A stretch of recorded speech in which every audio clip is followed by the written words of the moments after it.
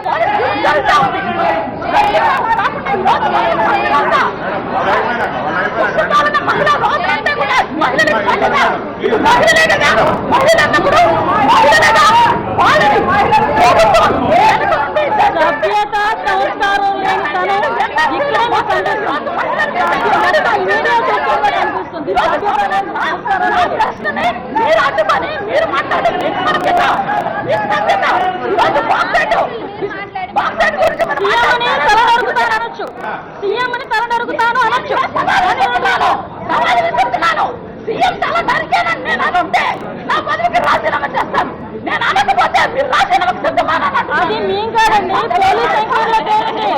Police ఎంక్వైరీలో తేలింది. ఎందుకు పారిపోయారు? మీరు అనకపోతే ఎందుకు పారిపోయారు? ఎందుకు అంతర్జాతీయంలోకి వెళ్ళిపోయారు? మీరు అడగచ్చు. పోరాటం చేస్తుంటే మీరు పెట్టినటువంటి కేసులను దేశద్రోహం పెడతారా, రాజద్రోహం పెడతారా, వీధికైతే కష్టం పెడతారా?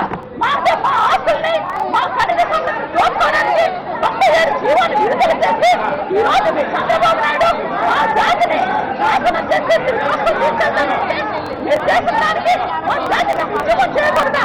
చేసిన కాలంలో మీరు అనవసరంగా అక్రమ కేసులు పెట్టి ఈ రోజు మమ్మల్ని ఇంత పెట్టి మీరు మాట్లాడడానికి నేను సంపాదిస్తున్నాను. చంద్రబాబుని తల నరుకుతాను ఉంటే నా పదవికి రాజీనామా చేస్తాను. మరి ఎందుకు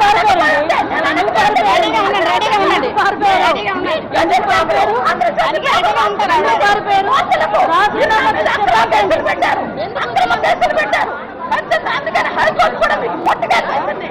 రాజకీయాలకు అతీతంగా ఉండాలని చెప్పి పొట్టుకేలు వేసింది. ఈ రోజు మీరు మాట్లాడేటటువంటి పరిస్థితి ఏంటి? ఒక మహిళలుగా మీరు అందరికీ నమస్కారం అండి. ఈ రోజు సభలో ఆంధ్ర రాష్ట్రంలో మహిళలపై దాడులు, అత్యాచారాలు, అత్యాచారాలను ప్రభుత్వం దృష్టికి వచ్చినామనంటూ దాని మీద ఎటువంటి చర్యలు తీసుకుంటున్నారు? మహిళల సంరక్షణ కోసం ప్రభుత్వం ఏమైనా ప్రణాళికను రూపొందించిందా? అయితే ప్రభుత్వం తీసుకున్న చర్యలేదని నేను వేసినటువంటి ప్రశ్నకు ఆ ప్రశ్న మాది వైఎస్ఆర్ కాంగ్రెస్ పార్టీ మహిళల నేను బ్రిటిషర్ మాట్లాడుతూ ఉంటే అర్ధాంతరంగా నా మైక్ కట్ చేసి ఈరోజు అధికార పార్టీ అనిత గారు ఎమ్మెల్యే గారికి స్పీకర్ గారు ఇవ్వడం నిజంగా చాలా బాధాకరం. ఎందుకంటే గత 3 సంవత్సరాల్లో వాళ్ళు ఇచ్చినటువంటి ఆన్సర్లో ఇక్కడ హోంమంత్రి గారు ఇచ్చారు. ప్రభుత్వం మహిళలపై నేరాల విషయంలో నివారణ అలాగే అత్యంత క్రియాశీలక చర్యలు తీసుకోవడంలో నిరంతరం అప్రమత్తంగా ఉంది అని అన్నారు. మరి అప్రమత్తంగా ఉన్నప్పుడు గత 3 సంవత్సరాల్లో ఏదైతే వనజాక్షి తహసీల్దార్ వనజాక్షి మీద చింతమనేని ప్రభాకర్ గారు చేసిన దాడి నుండి, అలాగే నారాయణమ్మ తహసీల్దార్ జరిగినటువంటి దాడి టీడీపీ నేతల వెనక నుండి జరిపించినటువంటి వరకు, అలాగే రిషితేశ్వరి ర్యాగింగ్ బలైనటువంటి రిషితేశ్వరి నుండి చాలా మంది నారాయణ కాలేజెస్ లో విద్యార్థులు ఆత్మహత్యలు చేసుకున్నారు, అత్యాచారాలు గురి అయ్యారు. అలాగే మొన్న మైనర్ బాలిక 13 సంవత్సరాల మైనర్ బాలిక మొన్న అత్యాచారానికి గురైంది.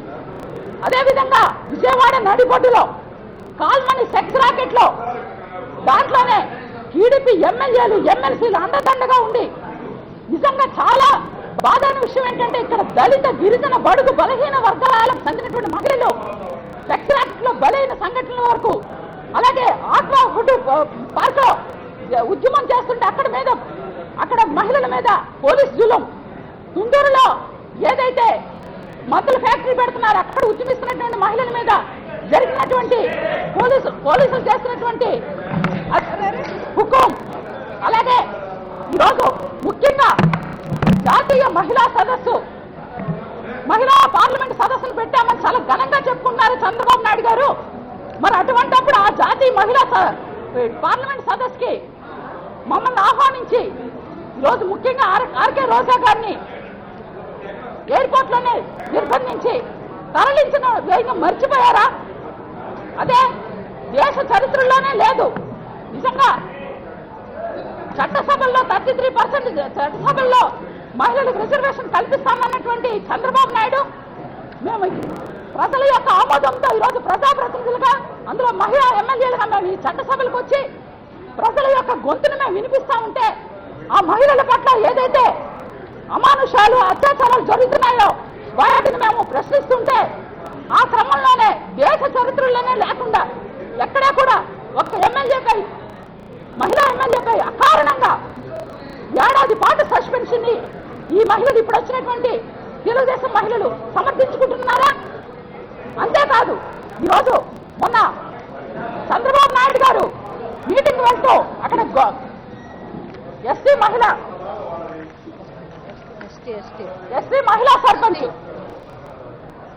సర్పంచ్ని